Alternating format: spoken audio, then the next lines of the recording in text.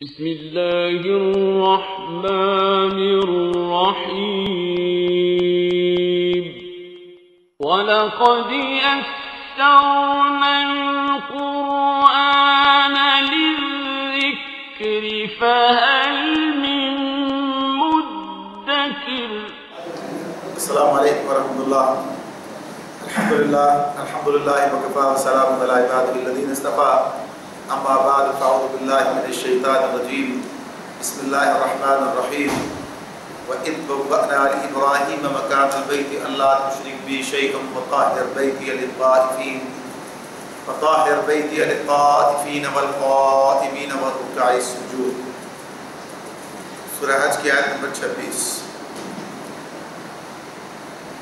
یاد کرو وقت جبکہ ہم نے ابراہیم کے لیے اس گھر یعنی خانہ کعبہ کی جگہ تجویز کی تھی، اس ہدایت کے ساتھ کہ میرے ساتھ کسی چیز کو شریک نہ کرو اور میرے گھر کو طواف کرنے والوں اور قیام رکوع و سجود کرنے والوں کے لیے پاک رکھو. بیت اللہ کی تعمیر کے حوالے سے اس مقام پر اللہ رب العالمین نے ابراہیم علیہ السلام کے تعلق سے بات بتائی ہے کہ اس کی تعمیر جدید ابراہیم علیہ السلام کے ذریعے سے کرائی گئی. پیچھے کی آیات میں جو بات ہمارے سامنے آ رہی تھی اس میں اللہ رب العالمین نے اسی بیت اللہ کے حوالے سے بات بتائی تھی، اس مسجد حرام کے حوالے سے کہ یہاں اس کو قائم کرنے کا مقصد کیا تھا اور یہاں پر ان کے حقوق کیا ہیں. اور یہ بات پچھلی مرتبہ سامنے آ گئی تھی کہ یہاں کے رہنے والے اور باہر سے آنے والے ان کے حقوق اللہ رب العالمین نے یہاں پر برابر رکھے ہیں. یعنی بیت اللہ وقف عام ہے اور اس اعتبار سے یہاں پر عبادت کے لیے آنا اور ٹھہرنا اور پھر اس فریضے کی ادائیگی کرنا اس میں کوئی رکاوٹ نہیں ڈالی جائے گی. یہ بیت اللہ یہ حرم جو ہے کعبہ یہ کسی کی ملکیت نہیں ہے. مشرکین مکہ نے اس پر گویا کہ یہ کہ ایک طرح سے اپنی ملکیت قائم کر لی تھی اور اسی بنیاد پر وہ مسلمانوں کو مسجد حرام میں آنے سے روک رہے تھے. تو اللہ رب العالمین نے یہ بات بتائی اور کیا یہ بھی کہ وہاں سے نکلنے پر انہیں مجبور کر دیا گیا تھا. یا یہ کہ جو بیت اللہ کے قوانین ہیں اس کے اللہ رب العالمین نے خود قرآن مجید میں بات بتائی ومن دخلہ کان آمنا، جو اس میں داخل ہوا وہ امن میں آ گیا. تو اس اعتبار سے یہ چیزیں وہاں بھی موجود تھیں، رائج تھیں اور اس پر عمل بھی تھا. لیکن نبی اکرم صلی اللہ علیہ وسلم اور آپ کے ساتھیوں کے معاملے میں اس قاعدے کلیہ کو فراموش کر دیا گیا، بلکہ اس کے بالکل خالف عمل کیا جا رہا تھا. اور اسے اللہ رب العالمین نے سورہ بلد میں اس طرح سے ہمارے سامنے بیان کیا. اس میں لا اقسم بہذا البلد وانت حل بہذا البلد، اللہ نے اس مقدس شہر کی قسم کھا کر میری بات کہی کہ آپ کو اس کے اندر حلال کر لیا گیا. یعنی جو چیزیں یہاں حرام ہیں، کسی پر ہاتھ اٹھانا، کسی کے ساتھ ظلم کرنا، زیادتی کرنا، بلکہ معاملہ اس حد تک سامنے آتا تھا کہ کوئی شخص اپنے باپ کے قاتل کو بھی حرم میں پاتا تو اس سے بھی تعارض نہ کرتا، بدلہ نہ لیتا. یہ معاملہ اس کے ساتھ ہوتا تھا. بجائے یہ کہ یہاں جو لوگ اللہ کا نام لینے والے ہیں اور کسی کے ساتھ میں تعارض نہیں ہے، کوئی ظلم نہیں کیا انہوں نے، اور ان کے ساتھ ظلم روا رکھا جائے. تو اب یہ سب باتیں بیان کرنے کے بعد یہاں پر یہ بات بتائی جا رہی ہے کہ ابراہیم علیہ السلام کو یہ جگہ جو خانہ کعبہ کی ہے یہ اللہ رب العالمین نے خود مقرر کی بتائی،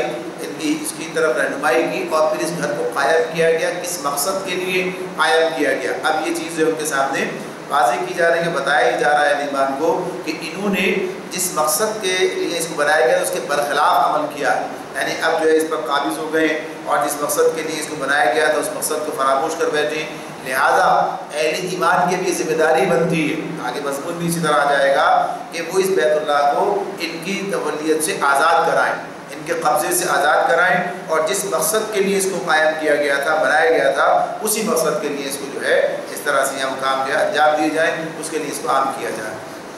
تو اللہ رب العالمین نے ارشاد فرمایا کہ یاد کرو وہ وقت جب کہ ہم نے ابراہیم کے لیے اس گھر کی جگہ تجویز کی تھی. تو یہ بات بتائی جاتی ہے کہ اس کا یعنی جیسے سورہ آل عمران میں بھی بات پڑھ کر آ گئے تھے، اس میں اللہ رب العالمین نے یہ بات بتائی ہے ان اول بیت وضع للناس للذی ببکۃ مبارکا وہدی للعالمین. بیت اللہ کے بارے میں یہ بات بتائی کہ یہ پہلا گھر جو لوگوں کی عبادت کے لیے بنایا گیا وہ وہی ہے جو مکے کے اندر ہے، یعنی اسی کی بات کی گئی، خانہ کعبہ کی بات کی گئی. تو اسی کی جب یہ پہلا گھر ہے پہلے سے تعمیر تھا تو ابراہیم علیہ السلام نے اس کی تعمیر جدید کی، یعنی یہ بات بیان کی جاتی ہے کہ آدم علیہ السلام نے اس کو بنایا، یہ آدم علیہ السلام کے لیے بنایا گیا اور اس وقت یہ موجود ہے۔ پھر جب طوفان نوح آیا ہے تو اس وقت میں اس کی عمارت اٹھا لی گئی ہے اور اب پھر اس کی بنیادیں جو کہ موجود تھیں اور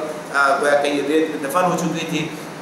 تو جبریل علیہ السلام نے اس کی نشاندہی کی ابراہیم علیہ السلام کو اور انہوں نے پھر اس کی بنیادوں کو باہر نکال کر اسی پر تعمیر جدید کی، اس پر تعمیر کی گئی۔ تو اس کے لیے کہا بھی سورہ بقرہ میں پڑھ کر آئے ہیں، وہاں بھی یہ بات تھی وَإِذْ يَرْفَعُ إِبْرَاهِيمُ الْقَوَاعِدَ مِنَ الْبَيْتِ وَإِسْمَاعِيلُ، جب یہ ابراہیم اور اسماعیل اس کی دیواروں کو بلند کر رہے تھے، اٹھا رہے تھے، اس کی بنیادوں پر اس کی دیواروں کو بلند کیا جا رہا تھا، تو اور یہ کہ یہ اسی پر جو مقام تھا اسی پر دوبارہ سے تعمیر کیا گیا۔ تو یہ بات اللہ تعالیٰ نے بتائی کہ یہ وہی گھر ہے کہ جسے اب دوبارہ سے تعمیر کرایا گیا ابراہیم علیہ السلام کے ذریعے۔ اور یہاں پیغام کیا دیا گیا؟ پیغام یہ دیا گیا یعنی اس کے بنیاد بنانے کا، بناتے ہوئے پہلی ہدایت، سب سے پہلی ہدایت جو اللہ تعالیٰ دے رہے ہیں وہ کیا ہے؟ اللہ تشرک بی شیئا، اللہ تشرک بی شیئا، اللہ کے ساتھ کسی کو شریک نہ ٹھہرایا جائے، اس میں کوئی سی چیز کو اللہ کے ساتھ شریک نہ کرنا۔ تو اللہ تعالیٰ یہ بات کہتے ہیں میرے ساتھ کسی چیز کو شریک نہ کرو۔ تو ابراہیم علیہ السلام کا تو اپنا جو عمل ہے، اپنا جو ان کا معاملہ ہے، تو اللہ تعالیٰ خود ان کے بارے میں کہتے ہیں وَمَا كَانَ مِنَ الْمُشْرِكِينَ، کبھی مشرک نہیں تھا، وہ تو مسلم تھا، تو اس کے معاملے میں ان سے ہی بات کہی جا رہی ہے۔ ان سے بات کہنے کا مطلب کیا ہے کہ یہ گھر اس کی بنیاد توحید پر اٹھائی جا رہی ہے، اس کی اور توحید ہی کا یہ مرکز قرار پائے گا، لہٰذا آپ کے بعد آنے والے بھی اس بات کو اپنے سامنے رکھیں گے۔ لیکن مشرکین نے کیا کیا؟ اسی کو جو ہے گویا کہ یہ شرک کا مرکز بنا دیا، یعنی اسی جو توحید کا مرکز تھا اس کے اندر انہیں شرک کرنا شروع کیا اور بت لا کر رکھ دیا، اور گویا کہ یہ کہ جو اس کا مقصد تھا بالکل اس کے برخلاف عمل کرنا شروع کیا۔ حالانکہ اس گھر کو بناتے وقت جو پہلی ہدایت ہے وہ کیا ہے؟ لا تشرک بی شیئا، اس کے ساتھ اللہ کے ساتھ کسی کو شریک نہ ٹھہرایا جائے۔ اور دوسری بات، دوسری ہدایت کیا تھی؟ وطاہر بیتی للطائفین والقائمین والرکع السجود، یعنی طواف کرنے والے، میرے اس گھر کو طواف کرنے والوں اور قیام کرنے والوں اور رکوع سجود کرنے والوں کے لیے طاہر یعنی پاک رکھو۔ اس کو پاک رکھنے کی جو بات ہے یہ بات بھی بالکل واضح ہے، نہیں پاک سے مطلب صرف صفائی نہیں ہے بلکہ پاکیزگی کی جو بات ہے کہ پاک رکھنا۔ تو سب سے بڑی گندگی کیا ہے؟ سب سے بڑی ناپاکی کیا ہے؟ صفائی کے مقابلے میں تو گندگی کا لفظ استعمال کر لیتے ہیں ہم، عام طور پر آدمی صفائی ستھرائی میں لگا رہتا ہے، تو صرف صفائی ستھرائی کی بات نہیں ہو رہی ہے بلکہ اس کو پاک رکھنے کی بات ہو رہی ہے، پاکیزگی کی بات ہو رہی ہے، اس کو پاک رکھا جائے، ناپاکی سے بچایا جائے۔ اور پھر وہی بات ہے کہ سب سے بڑی ناپاکی کیا ہے؟ شرک سب سے بڑی ناپاکی ہے، شرک جو ہے سب سے بڑی ناپاکی ہے، ظلم جو ہے اس سے اس کو پاک رکھا جائے۔ یہ اس اعتبار سے شرک بھی ظلم کے حوالے سے شرک بھی آتا ہے، ظلم بھی آتا ہے شرک کے حوالے سے، اور بھی جتنے ظلم ہیں وہ بھی آ جاتے ہیں، تو اسے ہر اعتبار سے پاک رکھا جائے، تو یہ بھی ہے۔ اور ظاہری صفائی ستھرائی بھی اپنی جگہ پر موجود ہے۔ تو یہاں پر انہیں یہ بات بتا دی گئی کہ آغاز ہی میں جو ہدایات دی گئی تھی وہ کیا تھی۔ ابراہیم علیہ السلام نے اسی اعتبار سے اس کو بنایا اور اسی کا تذکرہ سورہ بقرہ میں گزرا، وہاں بھی اللہ نے یہ بات کی ہے، تھوڑا سا فرق ہے الفاظ کا، اور اس اعتبار سے یہاں پر اللہ نے اس کو پھر بیان کیا اور پھر فرمایا وَأَذِّن فِي النَّاسِ بِالْحَجِّ يَأْتُوكَ رِجَالًا وَعَلَىٰ كُلِّ دَابِرٍ يَأْتِينَ مِنْ كُلِّ فَجٍّ عَمِيقٍ، اور لوگوں کو حج کے لیے اذن عام دے دو کہ وہ تمہارے پاس ہر دور دراز مقام سے پیدل اور اونٹوں پر سوار آئیں۔ یہ بات اللہ تعالیٰ نے بیان فرما دی کہ اس کے بعد یہ گھر قائم کر دیا گیا، اور اس کے بعد کیا ہے کہ اذن عام دے دیا گیا، لوگوں کو ایک پکار جو ہے ان کے درمیان پکار دی گئی کہ اب لوگ جو ہے اس گھر کے زیارت کے لیے آئیں، اس گھر کے لیے حج کے لیے آئیں۔ تو یہاں پر جو یہ بات اللہ تعالیٰ بیان کر رہے ہیں کہ وَأَذِّن فِي النَّاسِ، لوگوں کے حوالے سے، لوگوں کے جو ہے یہ انہیں یہ پکار دیا گیا اور اعلان کر دیا گیا، اذن عام دیا گیا۔ تو جب ابراہیم علیہ السلام نے اذن عام دیا تو اب اسے روکنے والا کون ہو سکتا ہے؟ یعنی ابراہیم علیہ السلام نے جب اللہ تعالیٰ کے حکم پر یہ عام پکار جو ہے بلند کر دی کہ لوگ دور دراز مقامات سے، دور دراز مقامات کی بات تو اپنی جگہ پر ہے، دور دراز کے مقامات سے بھی پیدل اور اونٹوں پر سوار آئیں، تو اس میں جو اللہ تعالیٰ یہ بات بیان کر رہے ہیں اور بتا رہے ہیں کہ اس اعتبار سے یہ جو یہاں کا آنا ہے یہ یعنی کسی قریب کے اور منتخب لوگوں کی بات نہیں ہے بلکہ ساری دنیا کے انسان۔ اور یہ جو کہا کہ دامر کا لفظ آیا ہے، دامر دبلے اونٹوں کے لیے، یعنی جن کا ایک نقشہ ایک منظر کہ اتنی دور دراز سے چلے آ رہے ہیں کہ راستے میں کھانے پینے کی تنگی کی وجہ سے ان کے اونٹ دبلے ہو گئے، یعنی ان کا جو سفر کا معاملہ ہے کہ وہ اپنے جس میں ذخیرہ ہے اسے استعمال کرتا ہے، اور طویل سفر کے اندر جہاں کھانے پینے کی ضروریات پوری نہ ہوں تو یہ صورت کا سامنا ہوتا ہے کہ دبلے ہو جاتے ہیں. تو یہاں وہی لفظ استعمال کیا گیا تاکہ یہ منظر سامنے آ جائے کہ دور دراز سے لوگوں کو آنے کی دعوت دی جا رہی ہے. تو جب دعوت دے دی گئی اللہ کی طرف سے اور ابراہیم علیہ السلام کی زبان سے تو کون روکنے والا ہو سکتا ہے؟ کس کی مجال ہے کہ اس کے اندر رکاوٹ ڈالے؟ اگر کرے گا تو کیا کرے گا؟ یعنی تجاوز کرے گا، جو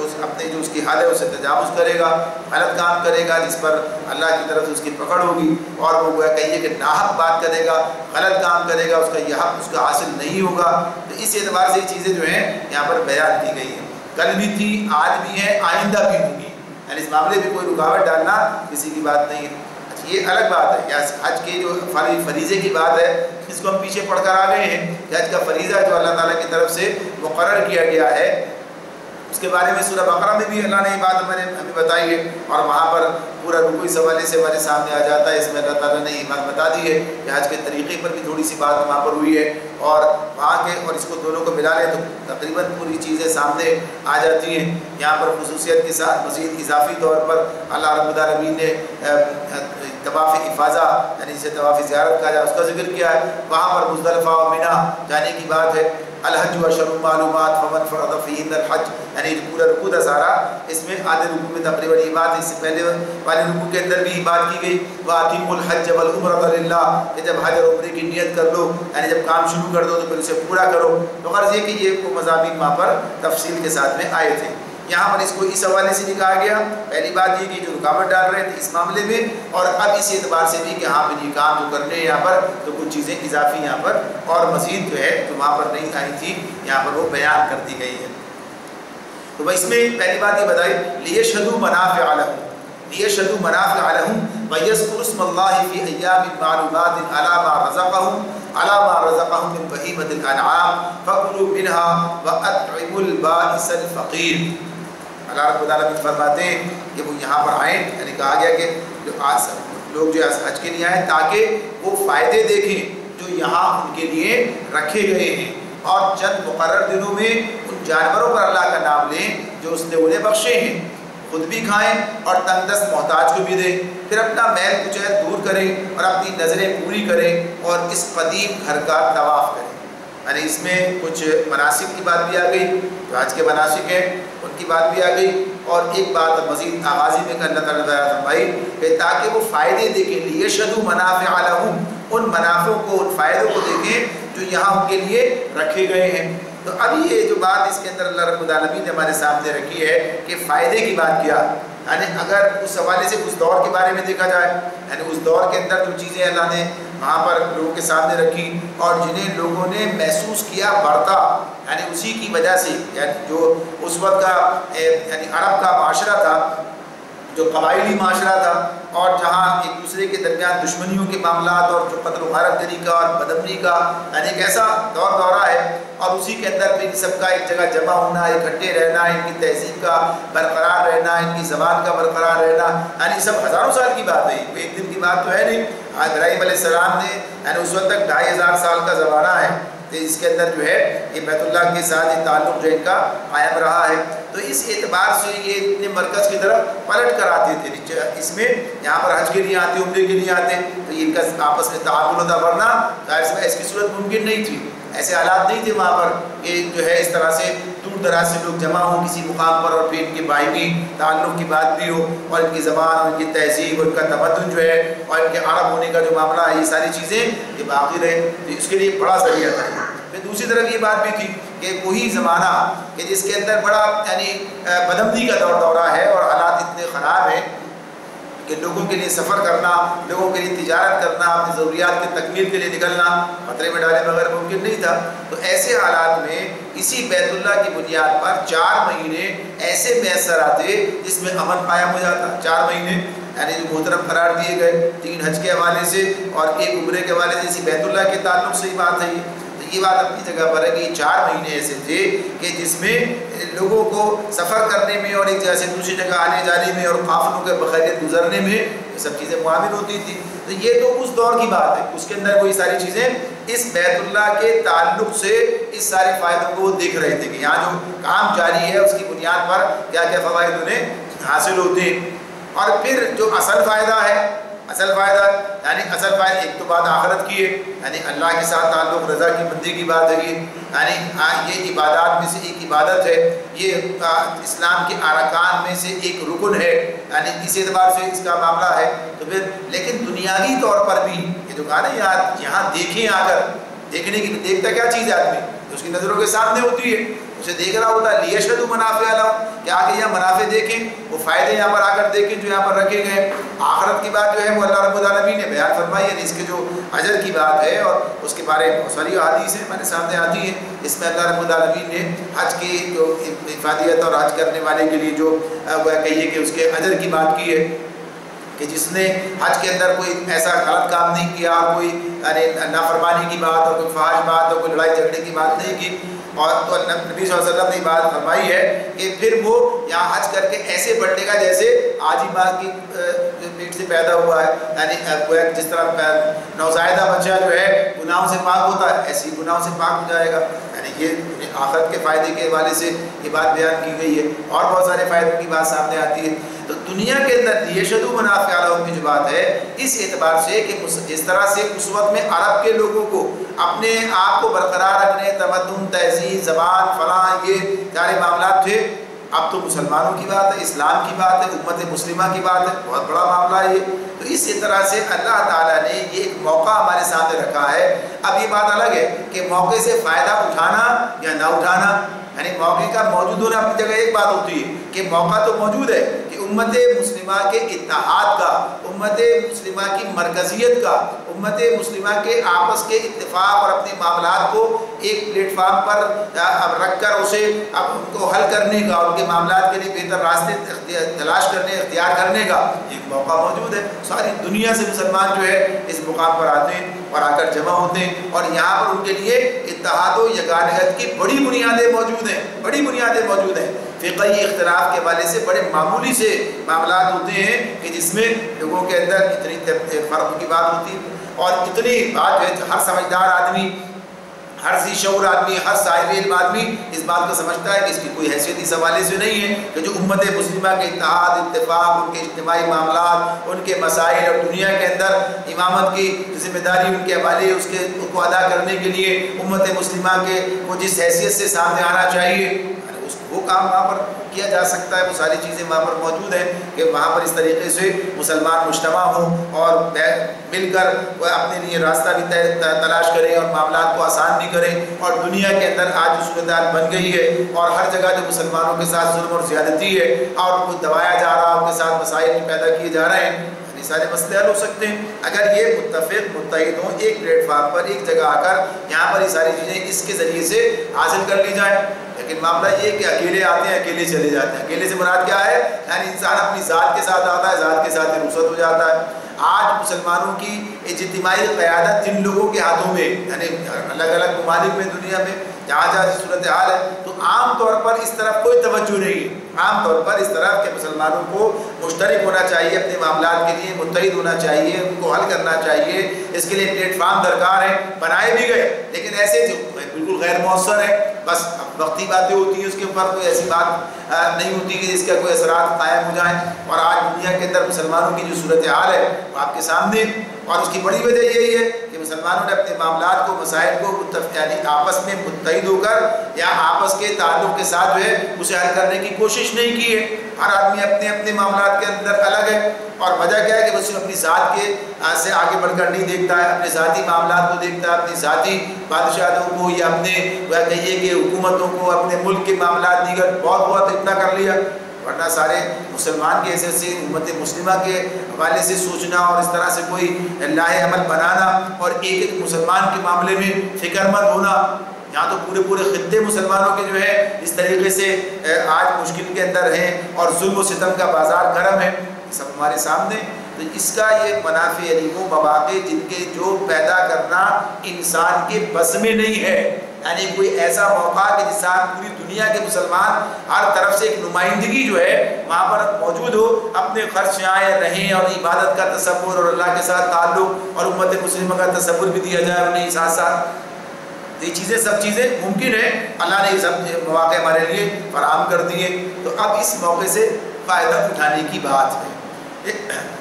خطبہ حج ہوا کرتا ہے لیکن وہ بھی گویا کہ یہ کہ رسمی سی کارروائی بن کر رہ گیا ہے، رسمی سی کارروائی بن کر رہ گیا ہے، اور اس کے اندر بھی مسلمانوں کے اجتماعی معاملات میں بڑے احتیاط کے ساتھ یہ ناراض نہ ہو جائے اور وہ ناراض نہ ہو جائے اور کوئی بات ایسی نہ نکل جائے مجھ سے اور کوئی اس طرح نہ ہو، بڑے احتیاط کے ساتھ جو کچھ چیزیں بیان کر دی جاتی ہیں وہ بھی ایسی ہوتی ہیں جن پر کسی کو کوئی اثر نہیں ہوتا یا اس پر عمل درآمد یا کوئی خیال نہیں ہوتا کہ اس کے لیے ہمیں کوئی کام بھی کرنا چاہیے، یعنی جو باتیں کہی جا رہی ہیں، اور کتنے ممالک کے سربراہان بھی ایسے موقع پر موجود ہوتے ہیں۔ تو یہ منافع کی بات ہے کہ جو اللہ نے مسلمانوں کے اتحاد اتفاق امت مسلمہ کے اپنی ذمہ داری کو ادا کرنے کے لیے جو پلیٹ فارم درکار ہے، جو صلاحیتیں درکار ہے، جو مواقع، وہ سب اللہ نے یہاں پر رکھے۔ دنیاوی اعتبار سے بہت سارے فوائد جو ہیں اس سے حاصل کیے جا سکتے ہیں۔ آج بھی کہتے ہیں کہ مسلمانوں کی مشترکہ منڈی اور مسلمانوں کی مشترکہ دفاع کی بات اور ان کی معیشت کی بات اور کرنسی کی بات، کتنی باتیں جو کہی جاتی ہیں، یہ سب چیزیں ممکن ہیں جو انسان کیے جا سکتی ہیں۔ تو آگے فرمایا ہے وَيَذْكُرُ اسْمَ اللَّهِ فِي أَيَّامٍ مَّعْلُومَاتٍ، اور چند مقرر دنوں میں ان جانوروں پر اللہ کا نام لیں، عَلَىٰ مَا رَزَقَهُم مِّن بَهِيمَةِ الْأَنْعَامِ، جو اس نے انہیں بخشے ہیں۔ یہاں مقرر دنوں سے مراد یعنی اس میں ایک تو بات حج کی ہو رہی ہے کہ حج کے زمانے کے اندر یہ الگ سے قربانی کی بات جو ہے وہ اور بھی ہمارے سامنے آ رہی ہے۔ تو اس میں اللہ رب العالمین جو بات بتا رہے ہیں کہ ان جانوروں پر انعام کی بات ہے، انعام میں وہی ہے جو سورۃ الانعام میں ہمارے سامنے آ چکے ہیں، مویشی، اونٹ ہے، اونٹ اور پھر گائے اور بکری اور بھیڑ، یعنی اس اعتبار سے جو چیزیں وہاں بیان کی گئی تھی انہی کی بات ہے۔ تو جہاں یہ اللہ کا نام لے تو اللہ کا نام لینا ایک استعارہ ہے، یعنی انہیں ذبح کرے اللہ کے نام پر، اللہ کے نام پر اور اللہ ہی کے لیے، یعنی یہ جو بات ہے اللہ کا نام لے یعنی انہیں ذبح کرنا تو اللہ کا نام لے کر ذبح کرنا، اور پھر یعنی بسم اللہ اللہ اکبر کی جو بات آگے بات آتی ہے کبریائی کی بات، اسے بھی ہم آگے دیکھتے ہیں، اور پھر اسی میں یہ کہ اللہ ہی کی رضامندی کے لیے، اللہ ہی کی خوشنودی کے لیے۔ تو جب کبھی قربانی کرے گا ایک مسلمان تو اللہ کے لیے کرے گا اور اللہ ہی کے نام پر، جب کسی جانور کو ذبح کرے گا تو اللہ کا نام لے کر کرے گا۔ تو اس اعتبار سے یہاں پر بتایا گیا۔ مقرر دنوں کی بات کیا ہے؟ تو مقرر دنوں میں ایک تو یوم النحر ہے، یوم النحر 10 ذی الحج ہے، 10 ذی الحج کو یوم النحر کہا جاتا ہے، یعنی نہار کرنے کا، ان کو نہار کرنے کی بات ہوتی ہے، اس کا دن ہے، اور بعض کے نزدیک اس کے بعد کے 3 دن ہیں اور بعض کے نزدیک اس کے بعد کے 2 دن ہیں، یعنی 3 دن کی بات ہو گئی۔ ایک تو یہ بات ہو گئی کہ یوم النحر اور 2 دن جو ہے اس کے بعد یعنی 11 اور 12 ذی الحج کی بات ہو گئی کہ یہ جو ہے قربانی کے دن ہے۔ حج کے حوالے سے بھی جو بات ہوتی ہے اسی کے اندر بھی ہے، اس کو مختلف فقہاء نے اس کو بیان کیا ہے، اور اسی طرح سے ابن عمر، ابن عباس رضی اللہ تعالیٰ عنہ یہ جو ہے اس کی بات کرتے ہیں، اور امام مالک، امام ابو یوسف اور امام محمد رحمۃ اللہ علیہ انہوں نے یہ قول جو ہے اسی کا پر فتویٰ دیا، اسی کو اختیار کیا کہ یوم النحر اور 2 دن، اور کچھ ایسے بھی ہیں جو کہ کہتے ہیں کہ یوم النحر کے بعد 3 دن یعنی ایام تشریق جو ہے اسے ملا کے تو گویا 4 دن کی بات ہے۔ تو یہاں بھی پھر ایک روایت ابن عباس سے بھی آ جاتی ہے، اور امام شافعی اور احمد جو انہوں نے اس کو اختیار کیا۔ تو ہمارے پاس جو رائج ہے یعنی احناف کے درمیان وہ یہی ہے کہ ایک یوم النحر اور 2 دن، اس کے علاوہ تو 3 دن کی بات جو اس طرح، لیکن یہ چیز بھی موجود ہے یوم النحر کے ساتھ 2 دن 3 دن کی بات بھی موجود ہے۔ تو یہ 2 رائے ہیں، مقرر دنوں کی بات اس طرح سے ہے۔ پھر فرمایا فَكُلُوا مِنْهَا وَأَطْعِمُوا الْبَائِسَ الْفَقِيرَ۔ اب یہ جو رکھی گئی ہے قربانی کی بات، جو اس میں ہمارے سامنے آئی تھی، جس میں بتا دیا گیا کہ چند مقرر دنوں میں نام لیں، پھر اس میں خود بھی کھائیں اور تنگدست محتاج کو بھی دیں۔ فَكُلُوا مِنْهَا وَأَطْعِمُوا الْبَائِسَ الْفَقِيرَ، خود بھی کھائیں اور تنگدست محتاج کو بھی دیں۔ اب یہ جو بات اس کے اندر بیان کی گئی ہے، یہ بھی ان کی جو قدیم جاہلیت اور مختلف طریقے انہوں نے جو اختیار کر رکھے تھے اس کے حوالے سے ماں خیال یہ تھا کہ جو قربانی ہم نے کی ہے ہم خود اس میں سے نہیں کھائیں گے، یعنی جو قربانی کرنے والا ہے وہ نہیں کھائے گا۔ تو بتا دیا گیا کہ کھانا بھی مستحب ہے اور کھلانا بھی مستحب ہے، دونوں کام جو ہیں یہ ہو سکتے ہیں، یعنی یہ کام جو ہے کیے جائیں گے اس طرح سے، اس اعتبار سے کھانا اور کھلانا دونوں چیزیں جو ہیں ان کی اجازت اللہ رب العالمین نے دے رکھی ہے۔ تو یہاں پر جو بات اس میں ہمارے سامنے آتی ہے کہ یہ کام کرنا تو یہ امر کے صیغے کے ساتھ تو آ رہا ہے، لیکن بات کیا یہ کہ جو اجازت اللہ تعالیٰ کی طرف سے دی گئی ہے، جس کو لوگوں نے سمجھا تھا کہ ایسا نہیں کرنا چاہیے، نہیں کر سکتے۔ ایک زمانہ تھا، ابھی یہ جو حج کے زمانے کے اندر بڑی تعداد میں قربانیاں ہوتی ہیں، تو جب سعودی حکومت نے اس کا انتظام کیا کہ وہاں سے گوشت جو ہے مختلف ممالک کے اندر پہنچایا جائے، وہاں سے لے کر، تاکہ جو جہاں ضرورت ہے وہاں افغانستان میں دیگر علاقوں میں جو ہے وہاں سے لے کر جایا جاتا ہے، ورنہ عالم یہ تھا کہ اتنا گوشت یعنی اتنی قربانی ہوتی تھی کہ لوگوں کو دفن کرنا پڑتا تھا، یعنی ممکن نہیں تھا اسے استعمال کرنا جب تک کہ اسے وہاں سے اس مقام سے کسی اور مقام تک نہ منتقل کیا جائے۔ تو جب منتقل کرنے کا انتظام کر لیا گیا تو اب یہ صورتحال اس طرح کی نہیں ہے اور اب یہ کھلایا بھی جاتا ہے، ورنہ عام طور پر یہ صورتحال تھی کہ کھلانا بھی ممکن، کھانا کا معاملہ بھی مشکل ہوتا تھا اور کھلانا بھی مشکل ہو رہا تھا۔ تو یہ جو ہے، لیکن اللہ تعالیٰ کی طرف سے اجازت ہے یہ کہ دونوں مستحب ہے کہ کھائیں بھی اور کھلائیں بھی۔ ابھی جو نظام ہے ظاہر ہے کہ جو سرکاری طور پر انتظام کیا جاتا ہے وہاں سے لا کر پکا کر کھانا، یہ جو حجاج کے لیے جو انتظام آج کل کے جو حالات ہیں مشکل ہو جاتا ہے، تو بہت ہی کم لوگ ہیں کہ جو یہ کام کرتے ہیں کہ وہاں سے کچھ لے آئیں اور لا کر جو ہے وہ کھائیں، ورنہ عام طور پر سارا کا سارا سعودی گورنمنٹ کے حوالے ہوتا ہے، اس کا جو بھی انتظام کرتی ہے وہ اس کا کام ہوتا ہے۔ تو اللہ رب العالمین آگے فرماتے ہیں ثم لیقضوا تفثهم وَلْيُوفُوا نُذُورَهُمْ وَلْيَطَّوَّفُوا بِالْبَيْتِ الْعَتِيقِ، فرمایا پھر اپنا میل کچیل دور کریں اور اپنی نظریں پوری کریں اور اس قدیم گھر کا طواف کریں۔ پھر اپنا میل کچیل، اب یہ اس میں ترتیب کیا گئی ہے، یعنی بتا دیا گیا کہ یہ جو ہے پہلے قربانی کر رہے ہیں، پھر جو ہے اپنا میل کچیل دور کر رہے ہیں اور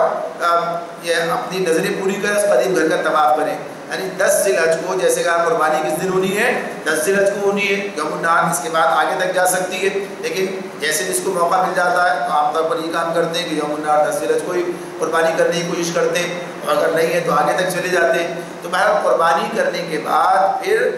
اس سے قربانی سے فارغ ہو کر احرام کھول دیں گے، اپنا یعنی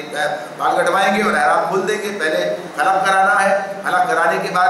جو ہے احرام کھول دینا ہے، احرام کھول کے پھر نہانا دھونا، اپنے آپ کو ٹھیک ٹھاک کرنا ہے، لباس پہننا، صاف ستھرے ہو جانا۔ تو یہ ساری چیز جو پابندیاں تھیں وہ پابندیاں ختم ہو گئی ہیں، بال نہیں کاٹ سکتے، ناخن نہیں کاٹ سکتے، یہ ساری چیزیں پابندیاں تھیں احرام کے اندر، یہ ختم ہو گئی۔ تو اب یہ اس اعتبار سے ہے کہ اب نہائے دھوئیں، اپنے آپ کو ٹھیک ٹھاک کریں۔ تو یہ چیزیں جو ہے اللہ تعالیٰ نے اس کی اجازت جو ہے یہاں پر ان کو دی ہے۔ اور پھر اس کے بعد کہا کہ اپنی نظریں پوری کریں اور اس قدیم گھر کا طواف کریں۔ کوئی نظر اگر باندھ رکھی ہے اس نظر کو پورے کرنے کی بات ہے۔ اور قدیم گھر کا وَلْيَطَّوَّفُوا بِالْبَيْتِ الْعَتِيقِ، تو عتیق کے معنی جو ہیں 3 معنوں کے اندر یہ لفظ استعمال ہوتا ہے۔ ایک تو قدیم کے معنوں میں، تو اس لیے قدیم گھر کی بات کی گئی ہے، یا یہ کہ جو آزاد کیا گیا ہے، یعنی اس کے اوپر کوئی غالب نہیں ہے اور وہ آزاد ہے، آزاد ہے یہ۔ اور تیسری چیز جو ہے وہ مکرم ہے، یعنی تکریم کی بات ہے، عزت کی بات ہے۔ تو اس اعتبار سے تینوں معنی جو ہیں اس گھر پر صادق آتے ہیں۔ تو بنیادی طور پر قدیم گھر کی بات جو اس کے اندر ترجمے میں کہی، یہ قدیم گھر کا طواف کریں، جو قدیم گھر ہے اور باقی سے عزت حاصل ہے، یہ اپنی جگہ پر ہے کہ دنیا اس کی مشتاق ہے۔ تو اب یہ جو جس طواف کی بات اس وقت ہو رہی ہے یہ طواف افاضہ ہے، یعنی جو قربانی کے اور احرام کھول دینے کے بعد،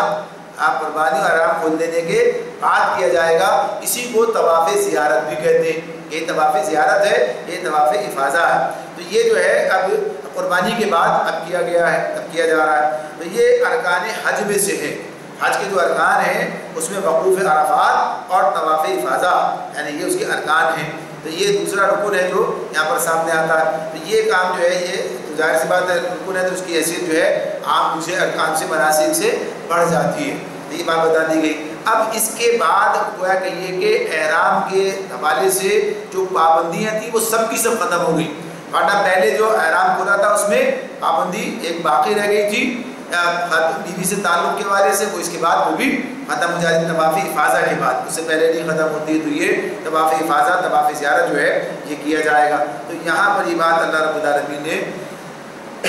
مکمل کی، اور اس کے بعد فرمایا ذَلِكَ وَمَن يُعَظِّمْ حُرُمَاتِ اللَّهِ فَهُوَ خَيْرٌ لَهُ عِندَ رَبِّهِ وَأُحِلَّتْ لَكُمُ الْأَنْعَامُ إِلَّا مَا يُتْلَىٰ عَلَيْكُمْ فَاجْتَنِبُوا الرِّجْسَ مِنَ الْأَوْثَانِ وَاجْتَنِبُوا قَوْلَ الزُّورِ۔ فرمایا یہ تھا تعمیر کعبہ کا مقصد، اور جو کوئی اللہ کی قائم کردہ حرمتوں کا احترام کرے تو یہ اس کے رب کے نزدیک خود اسی کے لیے بہتر ہے، اور تمہارے لیے مویشی جانور حلال کیے گئے ما سوا ان چیزوں کے جو تمہیں بتائی جا چکی ہیں، بس بتوں کی گندگی سے بچو اور جھوٹی باتوں سے پرہیز کرو۔ یہاں یہ جیسے پہلے عرض کیا گیا تھا کہ یہ تفصیل جو چلی آ رہی تھی تو بیت اللہ کی تعمیر کا مقصد کیا تھا، یعنی جو انہوں نے اس کو بالکل اس کے مقصد کے ہی خلاف استعمال کرنا شروع کر دیا، اسی کو شرک کا گھر بنا لیا اور لوگوں کے اوپر پابندیاں عائد کرنے لگے، اس پر گویا کہ یہ خود قابض ہو گئے، یہ ساری چیزیں بتا دی گئی کہ یہ سارے کام اس مقصد کے لیے بنایا ہی نہیں گیا تھا۔ اب اس کے بعد یہ سارے بتایا کس مقصد کے لیے بنایا گیا تھا، تو فرما دیا کہ جو کوئی اللہ کی قائم کردہ حرمتوں کا احترام کرے، یعنی اللہ نے جو چیزیں حرمت قائم کر دی ہے، جو باتیں بتا دی ہیں، اس کے اندر تمام ہی چیزیں آ جاتی ہیں جو اللہ تعالیٰ کی طرف سے ہیں، یعنی دین کے پر عمل کے اعتبار سے بھی، اور اس کے اندر جو باقی جو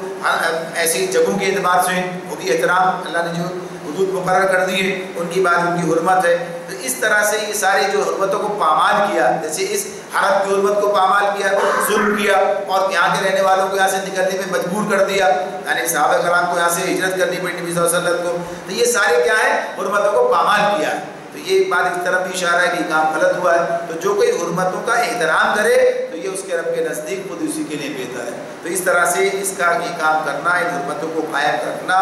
ان کا جو ہے حق ادا کرنا، یہ ہر اس شخص کی ذمہ داری ہے جو اپنے رب پر ایمان رکھتا ہے۔ تو اللہ تعالیٰ فرماتے ہیں یہ اسی کے لیے بہتر ہے۔ اور پھر یہ مویشیوں کی بات بتا دی کہ جو حلال اللہ تعالیٰ نے رکھے، تو ان کے بارے میں جو کہا تمہیں بتائی جا چکی ہیں، تو بتائی جا چکی ہیں، کہاں بتائی گئی ہے؟ سورۃ الانعام میں، سورۃ نحل میں ابھی پڑھ کر آ چکے ہیں کہ یہ جانور اللہ نے مویشی یہ حلال کیے ہمارے لیے۔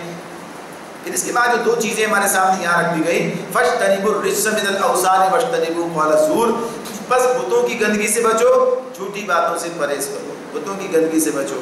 یہ بتوں کی جو گندگی ہے اس کے بارے میں تو عام طور پر لوگ اچھی طرح سے جانتے ہیں، بتوں کی گندگی کا معاملہ، یہ بت جو ہے یہ ایک ظاہر شرک کی بات ہے، اور یہ ایک ایسا فعل ہے کہ جس سے ہر